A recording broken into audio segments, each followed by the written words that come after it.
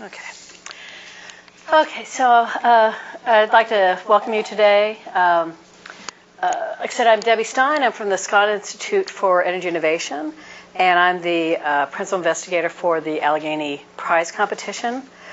The way I'd like to start out before getting into all the details of the competition is to talk to two of our student entrepreneurs who have sort of been quite successful in their activities. And so you can get a feeling for exactly what's involved for competition before we get into all the nitty-gritty things of what you do, both the awards and so forth. So with that, I think let's go and start with Thomas since he's online. So Thomas, why don't you introduce yourself and tell a little bit about your competition? Sure. Would you be able to do me a favor? Could you spin the camera towards the room? Oh, yes, I will do that, yes. Just so I can see who's there. Yeah. You see? Great. Does that work out okay? Yeah, that's perfect. Okay. So hello, my name is Thomas Healy. I'm the CEO of Hyliion. What we're doing is we're taking hybrid technology and applying it to 18-wheelers, so that Tesla or Prius technology on tractor trailers. And so what our technology actually does is it bolts on underneath the trailer, and we capture wasted energy while the vehicle is slowing down or going downhill, and then we reuse that energy to actually start assisting in accelerating the vehicle. And so we're able to reduce fuel consumption by just over 30%. And so to give you a little more introduction on what my interaction has been thus far with the Department of Energy is this year in April, we competed in the Rice Business Plan competition, which was one of the regional competitions for the Department of Energy, and we were the regional winner for that competition. And so then we advanced on to competing in the national competition, which was held in June down in DC, and we were awarded the winners of the Department of Energy Business Plan competition for 2015. So I've had a decent amount of experience with working with the DOE and competing in these competitions and getting prepped for them. And so, Deborah, I don't know, do you want me to go into kind of what our experiences were with those, or what are you looking for? Why don't you talk about sort of balancing sort of the workload with the, with your student activities and your entrepreneurial activities? Sure. So one of the things that I found is, or I guess my junior year was the first time I started doing startups and also balancing schoolwork. I started a promotional products company called Promos on Campus, which we supplied custom apparel for universities. And so that was kind of my first go at being a student in MECI and EPP, and also living in the startup world. And so what I experienced was that it was very important for me to kind of schedule my days correctly.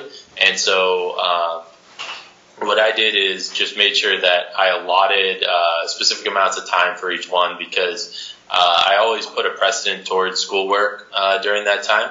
And then I used kind of my excess time for the startups. But what I found is that it was very reasonable and manageable.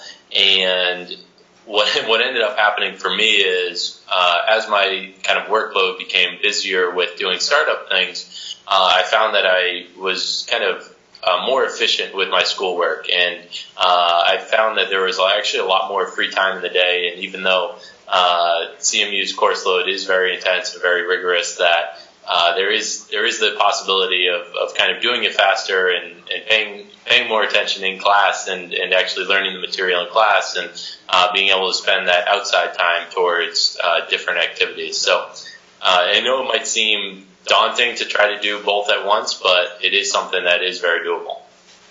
Okay, thanks. So Hahna, why don't we switch to you, and then here's the... Can I just leave it here, or does it need to be on? So hi, I'm Hahna. I'm the CTO and co-founder of SolePower, and we're developing wearable energy harvesting devices for charging portable electronics like cell phones and GPS. So our first product is a power generating insole that uses the sort of natural motion in a step to create power. After about 2 hours of walking time, you get 1 hour of talk time back on a standard iPhone.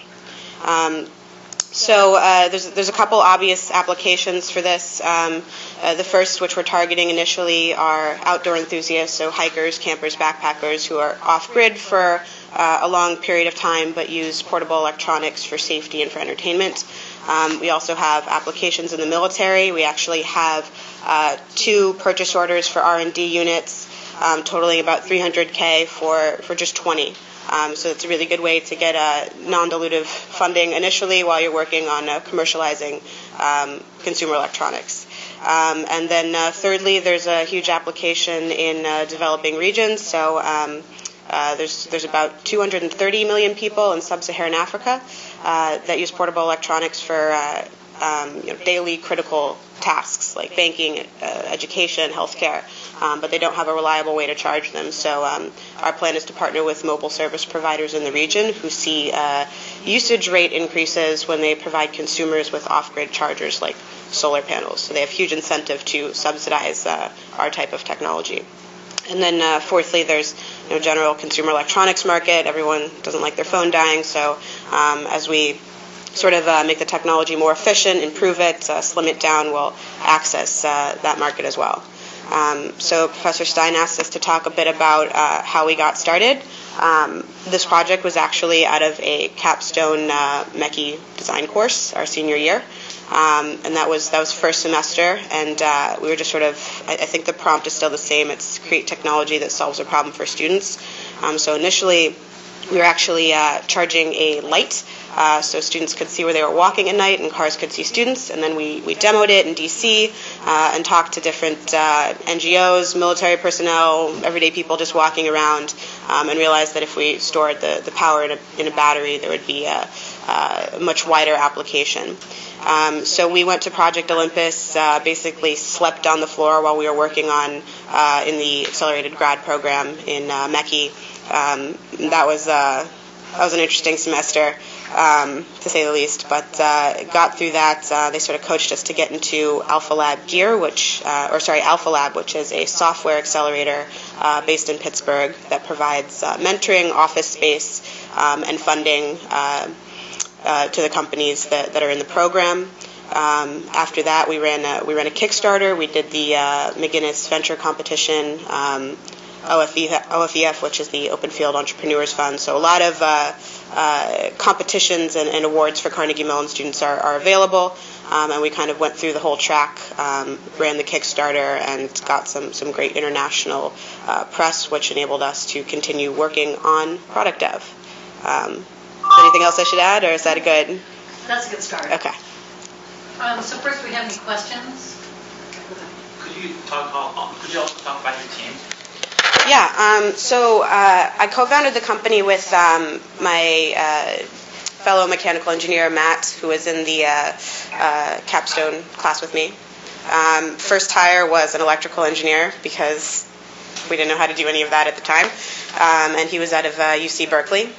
So I don't remember how we found him, but it was a bit by accident. Ended up being a great hire because he'd worked in research labs on energy harvesting circuitry at UC Berkeley. So really great, perfect hire for us at the time. And then we had interns, a lot of interns, also from CMU, and one of them basically ran our Kickstarter campaign for us and is now a project manager / operations person. He sort of just is willing to do anything, learn anything. And then we hired another mechanical engineer, and we have an advisory board of 5 or 6 really excellent, experienced people. And Thomas, why don't you answer the same question? I couldn't actually hear the initial question. What was it? Talk about your team. Sure. So in terms of team, what we did is over this past summer we had 5 of us that were working on it, and everyone was interns. And the way we structured it was over the summer, let's see how it goes, and if it's a good fit for the company, and then if it was, then the deal would be at the end of the summer. People would get offers, and so a couple of those people stayed with us. And right now we're actually in the process of hiring out a full team, and so just over the last 2 days we've hired 3 people, and We are in the process of hiring upwards of 5 to 7 more people. And so we're kind of in the process of taking it from what many investors would look at as a college project and a group of CMU students working together on this to actually being a bona fide company and hiring full-time people at full-time salaries. And so we're kind of in that growing spurt stage right now. Okay. Other questions? Why don't you, Thomas, talk about how you actually prepared for the competitions, so like getting your business plan together and things like that? Sure. So one of the biggest things that you need for these competitions is one, about a 10-page business plan, which goes over what the problem is, what your market is, what your product is, who your team, and there's a couple other ones that I know you need to cover in the business plan. And one thing to mention is I'd be more than happy to share ours with anyone that's interested in looking at it, but and as well as the presentation. So you need the business plan and also a slide deck. And so in the slide deck, you basically go over the same information that's in the business plan. And from our standpoint, one of the big things for us that we realized is when we first started out at this, we weren't really pitching it correctly. And so one of the big things we realized was that we needed to emphasize just how big of an impact we could have. So we were more focused on how cool the technology was and that we could, reduce fuel consumption by 30%. And we thought that was the real selling point. But what we realized since is that we needed to address just how big of an impact this could have. So if every tractor trailer in the U.S. was outfitted with our technology, we'd have the ability to reduce greenhouse gases in the U.S. by a full 2%. And so emphasizing numbers like that and emphasizing that for us it's a $150 million market or potential market. And so more going after those big wow factor numbers and how big of an impact it could have was much more important than just trying to emphasize what the technology was. Good. Tom? Yeah, he hit the nail on the head, but I guess I'll add that that point is really key. It's not about the technology, it's about your ability to sell the technology, no matter what stage it's in, which is a mistake, as mostly engineers we tend to make very easily. And your technology is great, but it will not lead you to a successful company at all. So instead of focusing on, how great your tech is, what it's going to do for the user, you want to focus on a grander vision. How is this going to fit into something that has a huge market and is kind of world-changing? The slide deck is infinitely more important than a business plan. I don't know if I'm supposed to say this, but business plan is essentially useless after that first competition or that first pitch. You will use it again. The reason that it's important when you're in the early stages of a company is because it's really important to have a plan to set out and have some sort of metric where you can evaluate your success going forward. So it's really easy to just get stuck working on one thing that you think is the biggest problem and to not have some sort of check to go back and see if you're growing as a company and doing the things you need to do to be successful. So the business plan is a really good way to say, okay, by this time we want to have this completed, we want to address these markets, we want to have this many sales, and that's really what it's useful for. But it will absolutely change every month following the first time you write it. So it ends up being a fairly useless document in the grand scheme of things. That's my opinion. Slide deck, however, is the most important thing you can do. Now, we end up updating our slide deck probably every 2 weeks versus our business plan probably hasn't been touched in 2 to 3 months. So. Because it's just so much effort to put the thing together. If you had to do that every single time your plan changed, you would be spending all your time writing documents instead of doing real work. One trick I did find, though, because some investors and competitions will ask for specific types of information, if you can organize all of the different sections as one-pagers, that ends up being helpful. So many times you'll get the question, okay, can I just get a one-page white paper, which is basically your executive summary, or a one-page summary of the technology, and you can kind of just pull that section from it without having to rewrite it. That ends up being pretty useful. Now, for this competition, the initial stages are videos, like 2-minute videos. Did you prepare a video for any of your competitions? Yeah. So usually, any competition will require some sort of demonstration that you can pitch well. I think that's kind of the goal. So we didn't do it scripted. We always just kind of talk as passionately as possible about the company and the technology, and that ends up coming across really well. I think it kind of depends on the competition, though. And did you do any techniques like storyboarding or things like that for your videos? Yeah, we sketched out a rough plan, but for whatever reason, when you get in front of a camera, everything goes out the window and you forget what you're going to say. So it's almost better to have kind of bullet points about what you want the objective of the slide or the segment to be, and just talk around it. Okay, thanks. And Thomas, about the videos, did you prepare one? Yeah. And any tips? We did. And so the way we presented it for our initial video was just a projection screen in the background with just myself or another gentleman in our company that would do the pitch, and we would it would kind of be a similar presentation to what we were expecting to give at the actual competition, but it was just shortened down to 2 minutes. And so you really don't go into very much in-depth at all. It's just hitting the high-level points of, for us, it's the trucking industry is a huge market. They consume a lot of fuel. And if we can have an impact on that fuel consumption, it has these abilities that, to reduce, not only expenses in the trucking industry, but emissions. And so it's really that what we did was a very, trying to touch on all the points or many of the points of the full presentation, but just condensed down into 2 minutes and only hitting the high level ones. Nice. Would you also be willing to share your videos so that we can put them on the website? Yeah, absolutely. Ours are up on YouTube. If you just Google Hyliion, you'll see all of them. Okay, great. Same with you, Tina. Sure. Okay, great. Thanks. Any other questions for our student entrepreneurs? Yeah, go ahead. So, could you talk about the pivots that you have along the way? What was your original idea? How did it change along the time? So what was your original idea, and how did it change as time went on? Like a selling point. Yeah. So you started with an idea and you thought this is the way you should sell it, and then this changed during the time, I guess. Mm-hmm. Yeah, why don't you start, Hahna? So our biggest mistake was we would pitch that we were just an insole. Our name, SolePower, also implies that we are just an insole, but in reality, the small-scale optimization of the generator is sort of applicable to a lot of different wearable devices. So we then started pitching it as we're creating a new category in wearable electronics, which is wearable energy harvesting tech. So that was a big pivot in how we talked about it, and that kind of speaks to talking about it as a grander vision instead of just one technology path.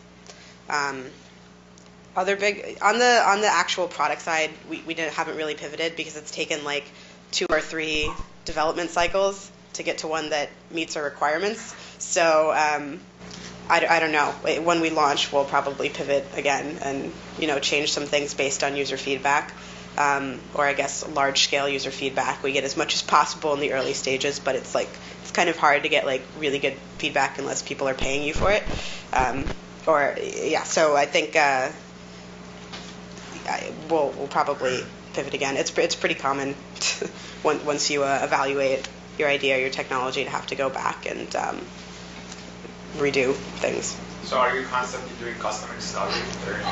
Yeah, absolutely. Every single time we change even a detail, we'll go to basically alpha testers and have them walk on a treadmill with the device and get feedback. It's fairly difficult sometimes to get feedback that's more subjective, so we try to create sort of scales to test everything, 1 to 10, how comfortable was this, that kind of thing. But yeah, both for the actual pitch and for the technology, we're always asking mentors, advisors, and potential customers what they think of it. Okay. So Thomas, what about you? Yeah, the most helpful thing that we found for actually moving the company forward and figuring out what the best directions to take is speaking to the customers. So we have an extremely close relationship with Pitt, Ohio, as well as Giant Eagle. And what we found is actually speaking with them and having their maintenance crews come into our facility and look at what we're doing and give us suggestions on how we should be doing things differently and what features are they looking for, what are their drivers looking for, another big thing for us is actually having industry veterans, drivers who've been out on the road for 40 years, come in and drive our system and give us feedback as to what they would like to see being done differently. That's how we base a lot of our decisions off of, is what these individuals are actually looking for, because ultimately those are the people that will be buying this product. And so if we can suit their needs to the best of our ability, it will increase our chances of having a very viable bring to market product. So any other questions? Just how did you manage to get these people to visit your depot? I mean, did they come for free, or how did you manage to get their time to do? So the question was, how do you manage how do you get the people to come there for free to evaluate your product? So from our standpoint, with Pitt, Ohio and with Giant Eagle, both of them have signed into our pilot program. And so from Pitt, Ohio's standpoint, they're actually looking at investing in our company. So that kind of brings in an extra element to it. But from Giant Eagle's standpoint, they're looking at it as being a very viable product for their fleet. And what they realize is that if they are one of the people who are part of our pilot program, that they would kind of get the first rights to our products as they start coming off the production line. So it allows them to get an earlier seat in the lineup for when the product is available. And so that's one of the things that we've pitched to them, is that this could greatly change the way you actually do trucking and the amount of costs associated with trucking.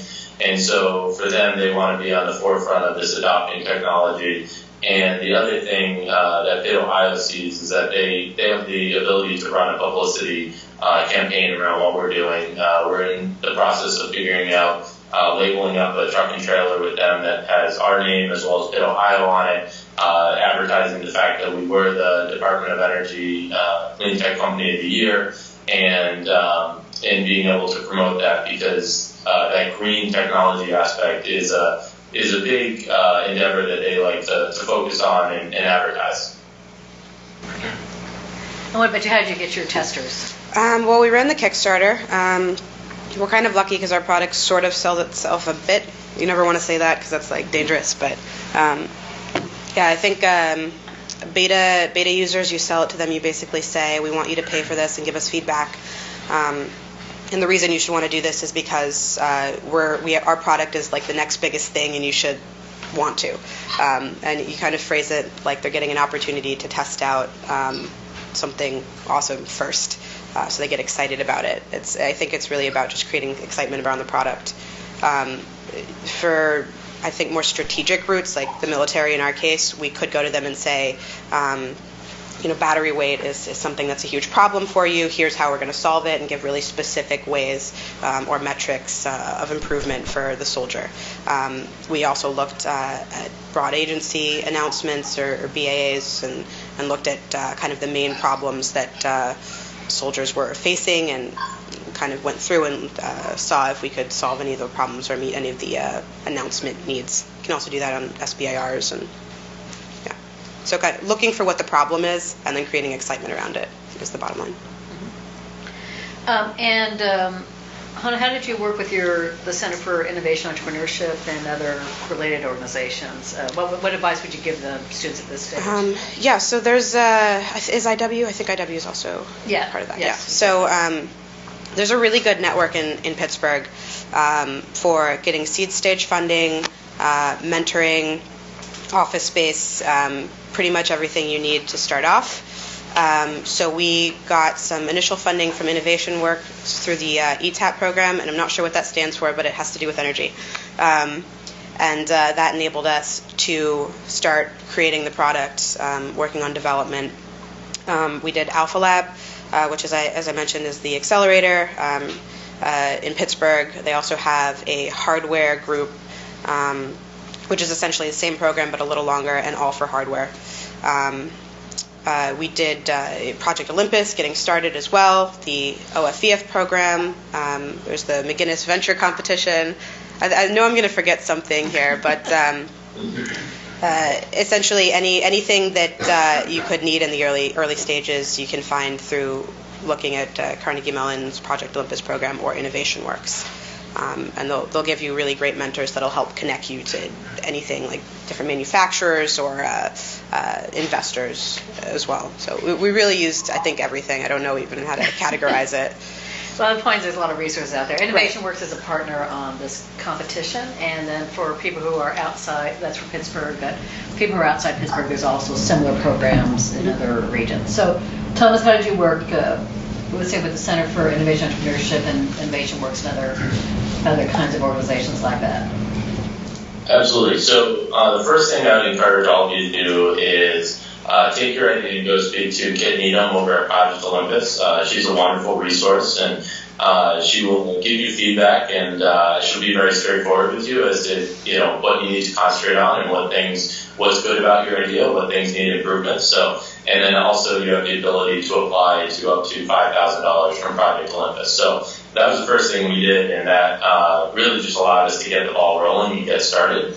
And then we had a little bit different of an approach. We have not gone the Innovation Works or the Alpha Lab or Alpha Lab Cure route. Up to this point, we've received all of our funding from the Department of Energy and as well as business planning competitions. And so what that allowed us to do is to start in a way where we haven't given up any equity. And so all the money we've taken in thus far has just been through grant and prize money. So it allowed us to really get the ball rolling on the company and make a lot of progress before we actually had to set a valuation on the company, before we had to set a dollar amount and what it was worth. And so what this allowed us to do is to reach some key milestones.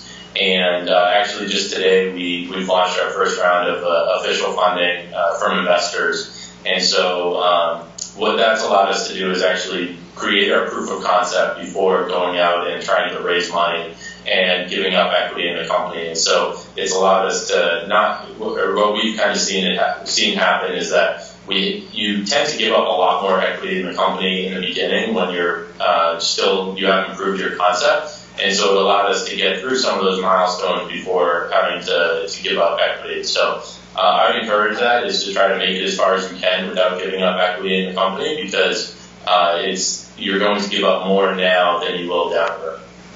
Okay, great, thanks. So any last questions before we move on? Yeah, go ahead. Yeah, so how do you prioritize now at this point where you're sort of in growth mode, you're looking to sell, how do you prioritize that versus raising more funds? And then going back to your point, Thomas, that you were just talking about, with the actual funding, how do you put a valuation on it when you're still sort of pre-revenue? Did you hear that, Thomas? I heard the second part, but not the first. The first part was how do you prioritize at this point of your company between just selling and raising funds? Because raising funds can sort of be a distraction. How did you kind of come to that determination that now is the right time?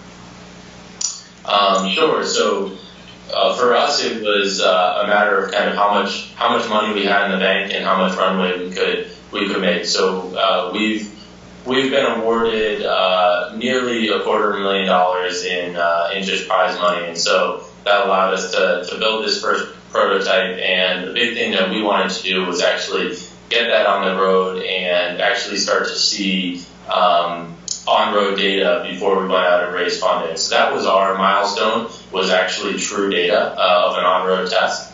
And so we hit that about a month ago. We had the system out on the road for the first time. And so that was at the point where our mindset started changing to, okay, now's an appropriate time to go out and raise funding. And what we've seen is it is not a quick process, and so you need to definitely have things planned out ahead of time. And so we started talking with investors probably about 6 months ago, and we said to them that we weren't going to raise any funding until we actually hit that next milestone of having the system on the road.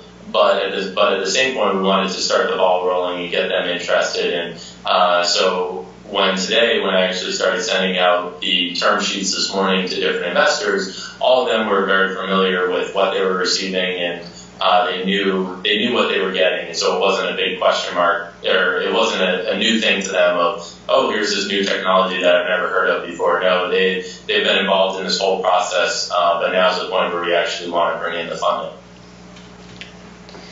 That's kind of the million-dollar question. Fundraising is definitely a full-time job.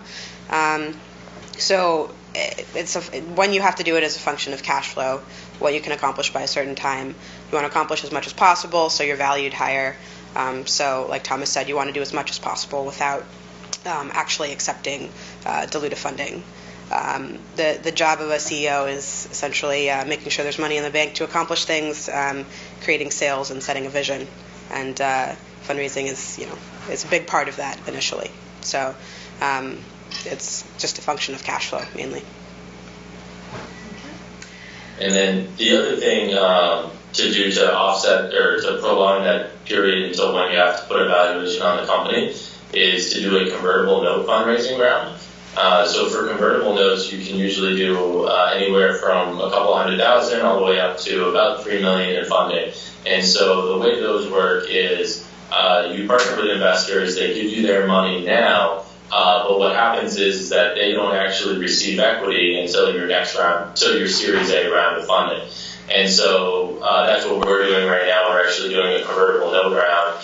And so for these investors that are looking at us, they will give us the money now, but they won't actually know how much equity they'll get until, from our standpoint, probably about 9 months from now.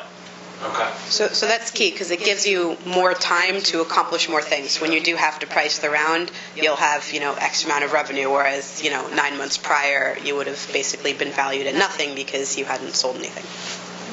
And when you were at the very, very beginning, like most of these people are, did you have any sort of financial sources to say travel to competitions and travel to all these kinds of things, or did you have to do it off of your own nickel? In the very beginning, we paid for it ourselves. It wasn't too expensive because we only had a few months that we were working on the company before we went to Innovation Works.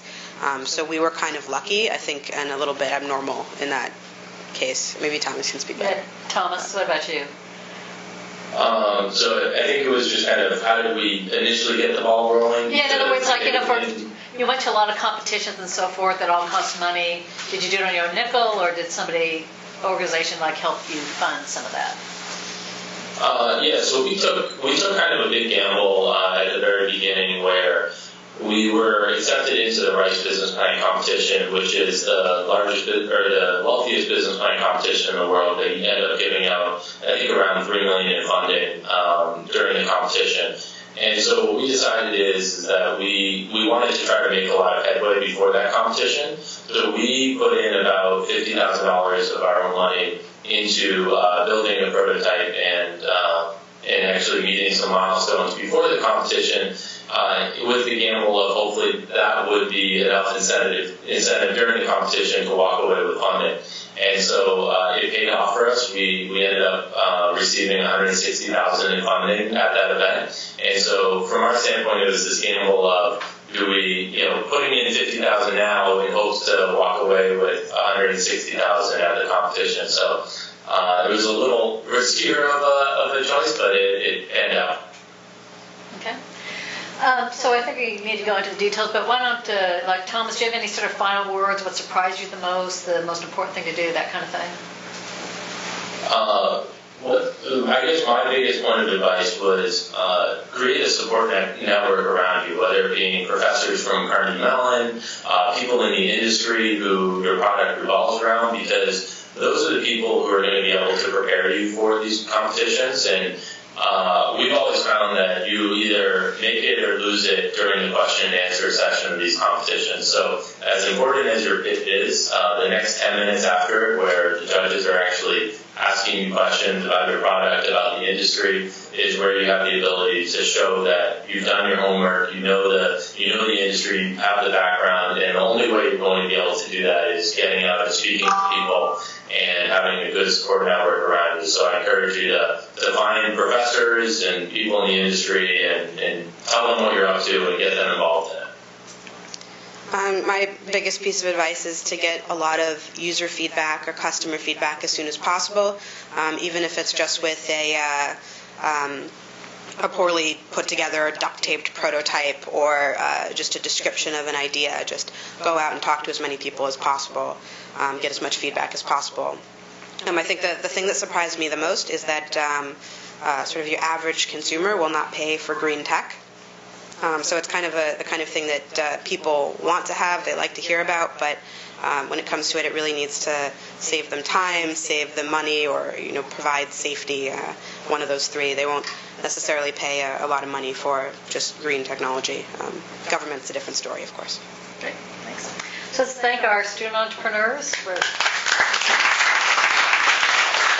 then Thomas, I'm going to sign off from you so I can switch to the basic presentation. Okay. Absolutely, thank you, and please feel free to pass out my email to anyone or phone number that would be interested in speaking more about this. Okay, great. Thank you, Thomas. All right.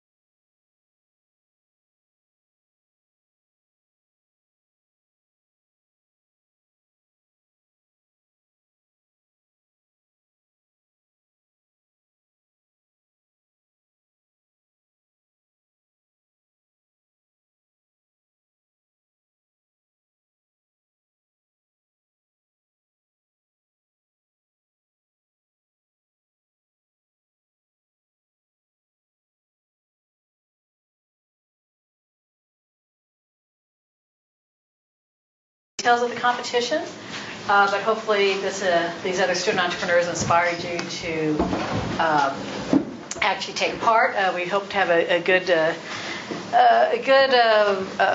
number of folks from Carnegie Mellon who are part of this competition. So the leadership team, and then this is important primarily because these organizations are resources for you, are obviously the Institute for Energy Innovation, which is who I work for as Associate Director, Carnegie Mellon Center for Innovation and Entrepreneurship, and then Innovation Works, who is the, you heard them mentioned several times about for the Pittsburgh region. They're a very good source of information. The Energy Innovation Center, the Pittsburgh Technology Council, and the University of Pittsburgh Center for Energy. So we're sort of the leadership team that submitted this proposal and brought it here so that we are one of 8 regions nationally that are the folks of this competition.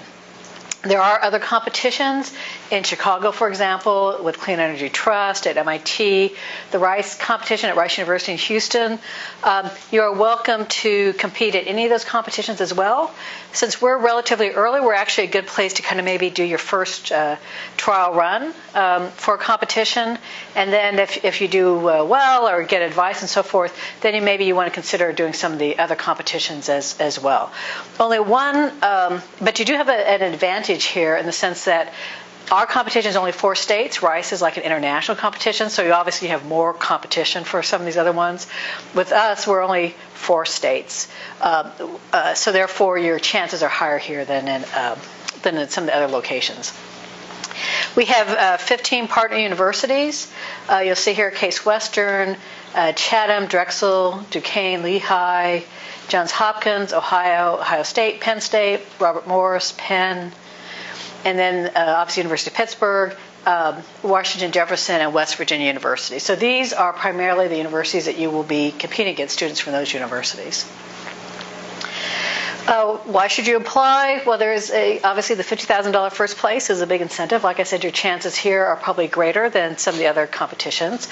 Then if you do win this competition, just like in Thomas's case, who won the national competition last year, then you can get another, say, $50,000. So as well as additional smaller prizes at, say, the second and third place level.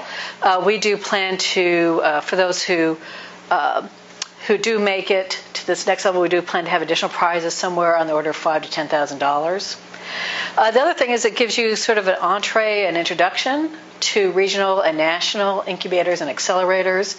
You'll get mentoring, technical, legal, business mentoring, some education, entrepreneurship. You'll see Thomas is probably on his way to becoming a serial entrepreneur, as they say. In other words, he started out, I know of at least 2 other things he's done before this one sort of hit it big. So it's a good experience for you in that sense. And then you get some real-world feedback from judges and investors. You'll also get some visibility with the Department of Energy, Energy Efficiency and Renewable Energy Office. And I think Thomas actually went to D.C., met with the Secretary of Energy, those kinds of things. So that will also give you some visibility, which might help you get jobs and grants at a later time. So in terms of who is eligible, it is current and recent undergraduate, graduate, postdoctoral scholars at universities in Ohio, Maryland, Pennsylvania, and West Virginia. Half the team must be students. International students can compete, but you must have a U.S. citizen on your team. And the students are required to present, but a non-student team member may be on a stage. Yes. When you say students, are you talking about postdoctoral scholars as well? Yes. Here? Okay. Yes. Yeah. So students in this case in the broad sense. It's a very broad thing. You can even be within like at least a year, and it might even get longer, maybe 3 years of, or even 5 years of when you get your degree. So it's meant to be very open. Non-student team members might be, say, a faculty member that you're working with. So it might be something that they have, but it's primarily a student team. And then the faculty member, for example, say, could be on stage, but they're not supposed to present. Any other questions about eligibility? Okay. So what ideas are eligible? It has to meet the ERE mission. Again, that's Energy Efficiency and Renewable Energy Office. It has to somehow enhance energy efficiency or productivity, and it has to bring clean, reliable, affordable energy technologies to the marketplace. So it's pretty general. So here's a little bit more ideas about what the technologies can be. These are based on EERE's offices, so it's building technologies, advanced manufacturing, vehicle technologies, energy management, weatherization, biomass, geothermal, fuel cell, solar energy, wind, hydropower. It can be both technologies, and it can be service companies related to those technologies. So here's some examples of things that they illustrate. Energy produced from sun, wind, water, geothermal, or other renewable sources. Fuel cells, microturbines, energy storage systems for vehicles. So there are 2 tracks in our competition. Now this will vary from one regional competition to another. This we developed from Caltech, who we think is the closest kind of competition to what we're trying to run here. You need to pick one as whether or not you're ready to commercialize, in which case you have a validated prototype, or a transformational idea track where you have something that's discovery, you're not necessarily too far along, but you know, it's a major idea that could really make a big difference. So here's a little bit more about how they're defined. A transformational idea is a promising technology and preferably a validated lab prototype. It's just beginning to develop the business model for commercialization, and the idea comes from something that somebody has in their own or some sort of grant-sponsored research. It has little or no IP, that's intellectual property, and it's not incorporated as a company. Now, this grant is for 3 years, so we know we're going to have the competition over the course of 3 years. So, for example, this year you might have a transformational idea. You get some endorsement about it, some feedback, and then maybe you'll be ready the next year for the ready to commercialize.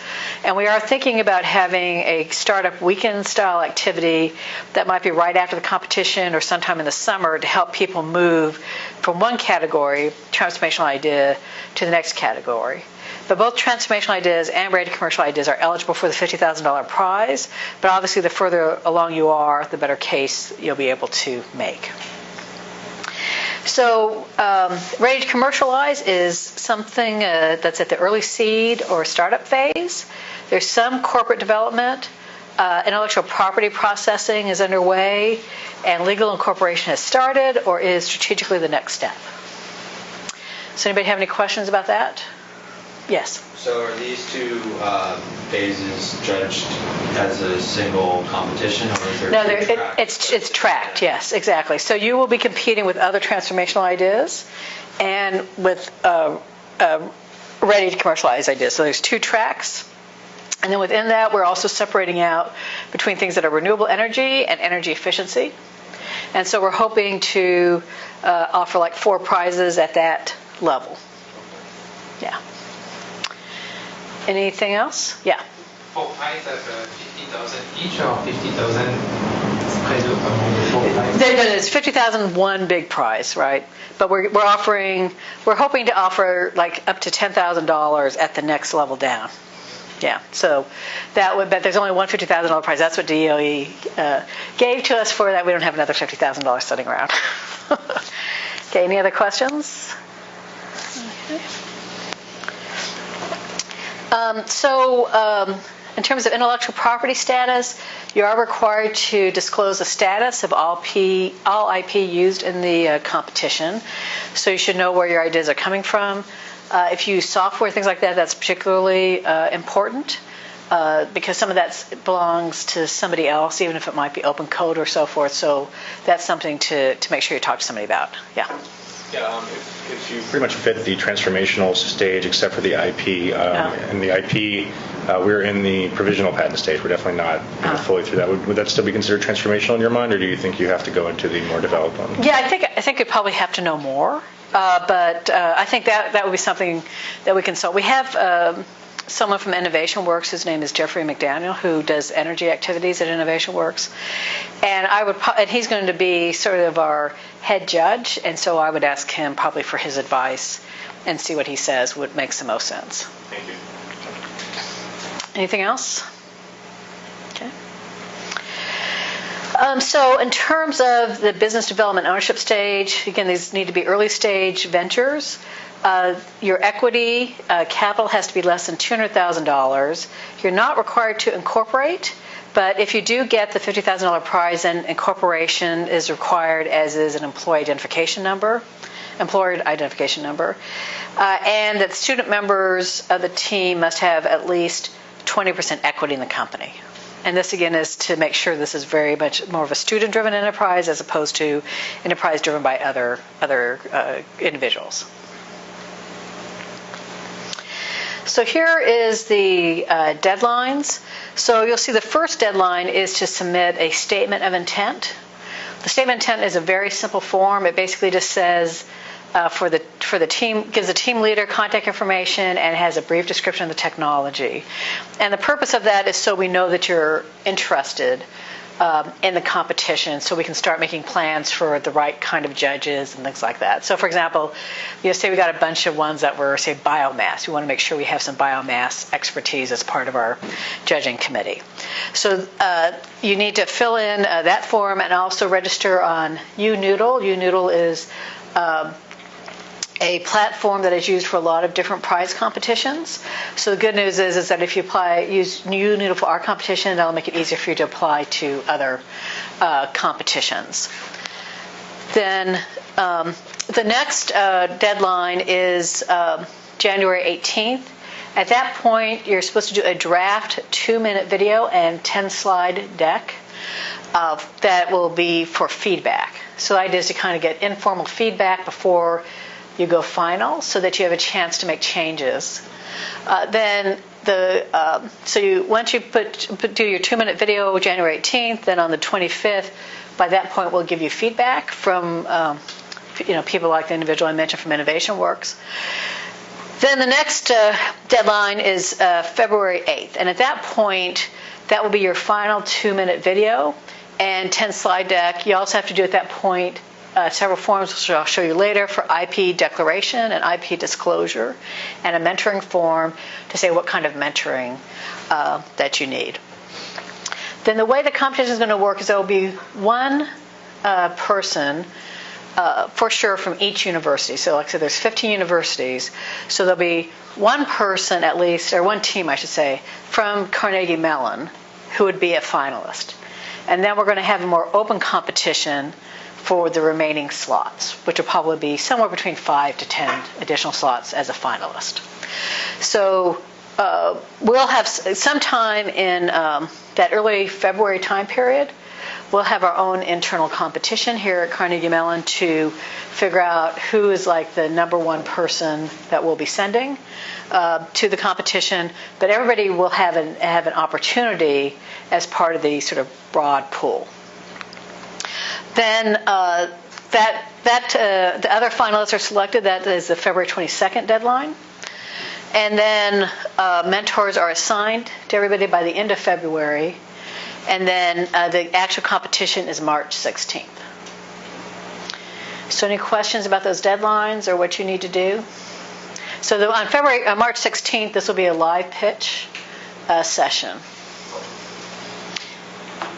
What happens on February 29th? Mentors are assigned. Yes, so you will have, when you fill out the form here that went on February 8th, you'll say, I need somebody to help me say my business plan, or I need an expert in whatever my technology is, or whatever it is. So you'll fill out this form, and then we will find mentors to help you. Now, you might have already found them at an earlier stage, but at this point, we're trying to get everybody ready for the live competition. So we'll assign those mentors by that February 29th time period. So they'll be able to work with you, for a couple of weeks to kind of get everything ready to go. Is it for all of the teams that How are you registered, right? It is for all the teams that are going to compete in the finals. But you can also get mentors earlier, right? But this is for everybody who's going to actually compete. In the actual live presentation, we want them to be able to work with somebody to make sure they're at their optimum ability when they actually do that pitch. Okay. Any other questions? So here are the judging criteria, and I'll go through each of these really quickly. This is the overview, and then the next page is good. So one is talking about your market, your customer, competition, the product, technology, innovation, validation, your business plans, financial plans, your team, your presentation, and your sort of wow factor, and policy opportunities and barrier strategy. So that last strategy is something that is primarily for our competition. That was something that the Department of Energy found was oftentimes where the students did not do well, is understanding what policies that would influence their product. So this is sort of the detailed information. Like I said, I'll be giving, we'll be posting the slides up on the website so you can get more in depth. But you'll see here for market, customer, competition, you need to understand the problem that's being addressed, how large the market is, the target market strategy. These are all the things that came up with the student entrepreneurs. For product, technology, validation, how unique is the solution? What are its competitive advantages, its value proposition? For business model and financial plans, the revenue model, thinking about how realistic the financial projections are. What is the go-to market strategy? For a team, is it balanced with the right skills? Are there gaps, and is there a plan to fill the gaps? Is there passion and enthusiasm? Then for the presentation, does a team demonstrate competent and effective storytelling? Are they responsive to questioning? Do they effectively demonstrate, communicate all the evaluation criteria? Does it support the ERE mission? And then for the policy opportunities, does the team understand what the policy-related issues are?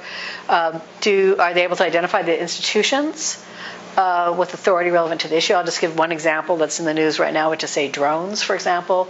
Now, all drones have to be registered, or it looks like they're going to have to be registered with the FAA. So that can be a barrier if you're planning to do something of that nature. And you need to have a plan for how to handle it. And what organizations and interests might be involved. And are they, as a team, able to articulate a non-market strategy? So the other things that you should know is that winning the business must be U.S.-based, but it can target foreign markets. Teams can enter multiple competitions. Participating in the competition does mean that your innovation is disclosed. So you might need to work with your technology transfer team at the university to really get a good understanding of like how to best manage, your technology. In terms of where you can get help, cleantechprize.org is our website. We have there some educational videos, which I'll talk about the next slide. Competition guidelines will be there. Your university Center for Innovation Entrepreneurship. Each of the universities has a advisory committee member, and that might be your first point of contact, depending on where you are in the process. And then, of course, the mentoring we will have of all the finalists. So some of the educational videos that are going up now are already there are how do I know if my idea is a good one, what a non-market analysis is, that's that last thing I talked about, how to pitch to angels, financial modeling. So we hope to have about 5 or 6 more of these sometime over the next month or two that you'll be able to use to kind of get ideas. And there's also a lot out there, of course, on the web generally. Here's the Intellectual Property Declaration. It's very short. It basically says you haven't misrepresented the intellectual property. That is something that you have authority to use. And there's all sorts of pieces here. And that's it. If you have any questions, you can contact me or your university contact if you're outside of CMU, or you might even still contact me if you are from another university. So with that, any questions?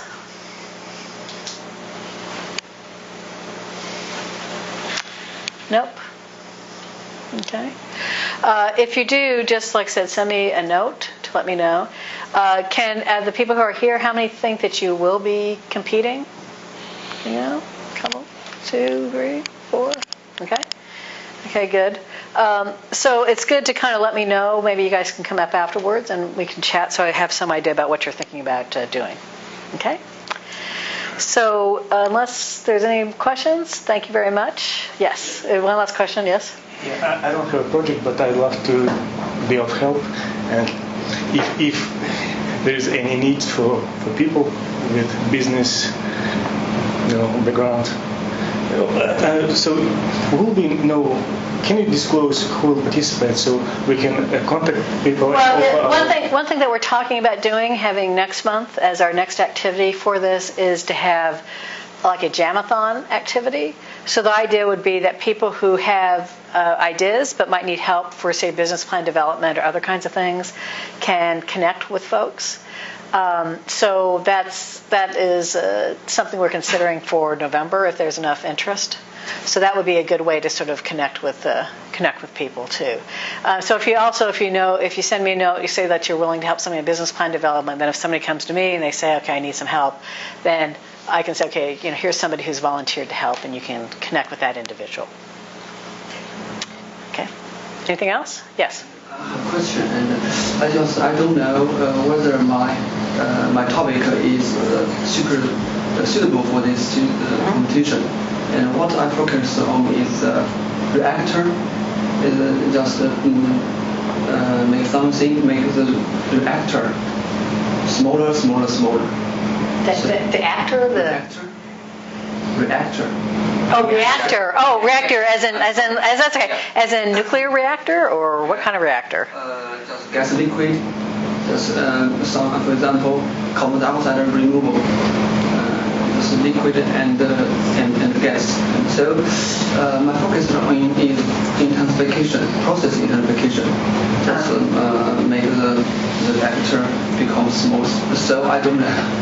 I think what I would suggest is, probably what might work best as a next step is I'll try to, for those of you who do think you're planning to compete, why don't you fill out that statement of intent form, which is, like I said, it's a very simple form. It just basically gives your name and your information, and it has a brief description of your technology. And then that will give me something, and I can work with our experts to maybe talk to you a little bit more about your technology to try to get a feeling for it. So I think I can probably get Jeffrey McDaniel from Innovation Works to come and maybe just have kind of like brief sessions, like office hours kind of thing, where people could come in and spend some time with him, since he came from industry, so he knows quite a bit about that area. So that would be what I would suggest, because it's too hard for me just based on that to do it. I think I have to see a little bit more information. Yeah, I would say definitely don't. There's no charge for. For applying to be in the competition, right? So there's no entry fee or anything like that. So it doesn't hurt for you to go ahead and put in an idea and take a chance. You can also change that idea as time goes on. Like, for example, maybe like Hahna from SolePower is talking about the fact they kind of change their idea over time. So there's no reason. You can start out with something just so we know you're interested, and then you're welcome to modify the form, all the way up until, like you submit your 2-minute video. So you're not locked in at all when you submit that form. Any other questions? Okay.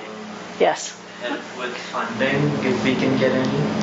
Yeah, so funding, we don't really have a source of funding, because part of the idea of the competition is to give you funding, right, for the next step. But that does not mean to say there are not other funding sources that are here. Like, again, you heard that Hahna's got like $5,000 from Project Olympus and things of that nature. So I think the best thing to do is go to the other university sources and see what your potential is for funding there. And then, if you turn out to be the finalist and then you need funding for something, then we can maybe, look, and I'll see if we can find something. But right now, all the funding is devoted, the fundraising we're doing is devoted towards giving the prizes for the actual competition itself. So that would be sort of the next step. But like I said, it's not that there are zero resources. There's things at the university, there's things at the Innovation Works, there's all sorts of different accelerators and incubators around town that might well be interested in your idea. So that's why I suggest if you talk to Kit Needham, in our case at Project Olympus, or the other incubators and things like that, accelerators around at the other universities, then that will give you, I think, some idea about potential sources of funding. Any other questions? Okay. Great. Well, thank you very much for coming. And grab some more pizza before you leave.